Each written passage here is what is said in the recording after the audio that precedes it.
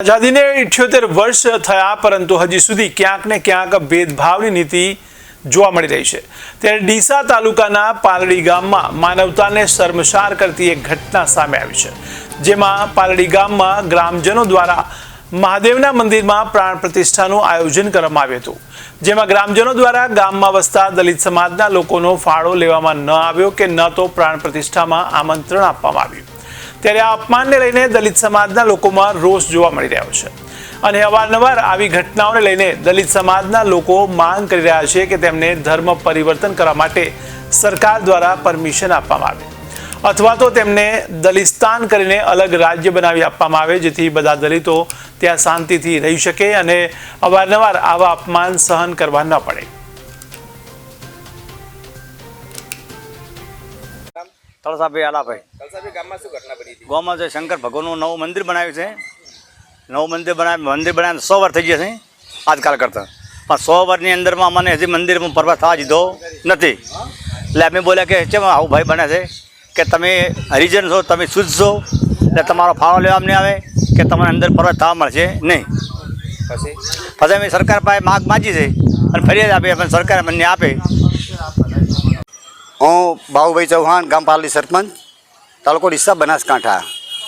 જ્યારે આપના માધ્યમથી જણાવી દઉં કે અમારા ગામ પાલડીમાં જે છેલ્લા 8 વર્ષથી સરપંચમાં કાર્યરત છું અને સારા એવા કામ કરી અને ગામ પાલડીને આદર્શ ગામ તરીકે એક જાણીતું કર્યું છે।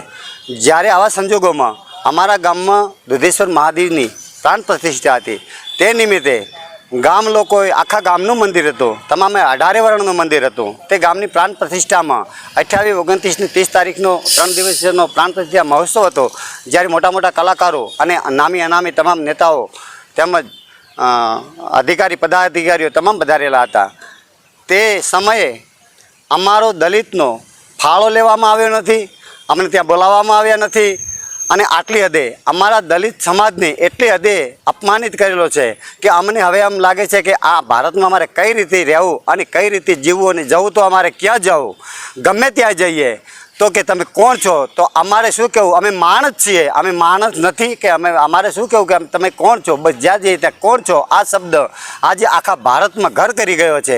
જ્યારે અમારા ઉપર દંગા વધી રહ્યા છે, જ્યારે અમારા ઉપર અત્યાચારો વધી રહ્યા છે, એને લઈને હવે તો અમે એટલા હદે કંટાળી ગયા છે કે અમે કોઈ માણસનું બગાડ્યું છે કે પછી ભગવાનનું બગાડ્યું છે કે ભારતનું અવતાર લઈ અને અમે એવો તો શું ખોટું કર્યું છે કે અમારે ગમે ત્યાં જઈએ તો અમારે દૂર બેસવાનો વારો આવે, અમારે જાતિના ભોગ બનવું પડે।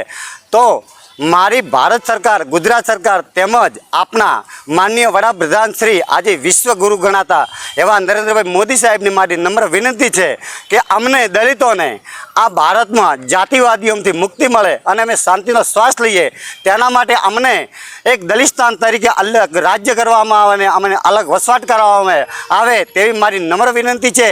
અને આ ધ્યાને લેવામાં નહીં આવે તો અમારા ભારતના તમામ દલિતો હવે ઉગ્ર આંદોલન ઉપર ઉતરશે, તે ધ્યાને લેવા મારી નમ્ર વિનંતી છે। જય હિન્દ, જય ભારત। ગામમાં ભગવાનની પ્રાણ પ્રતિષ્ઠા હતી તો અમારે દલિત સમાજને કોઈ બોલાવવામાં આવી નહીં કે ફાળો ન લેવામાં આવ્યો, તો પછી અમને કોઈ જાતનો અમને પૂછ્યું નહીં, ભેદભાવ રાખીને આભડછેટ લગાડી અને અમને કોઈ બોલાવવામાં આવ્યા નહીં। પછી અમે એને પ્રતિષ્ઠા પટી ગઈ અને પછી અમે ફરિયાદ કરીને અમે સરકારને અરજ કરી કે અમારો ન્યાય આપે અને અમને કયા કારણે અમને બેસાડી રાખે।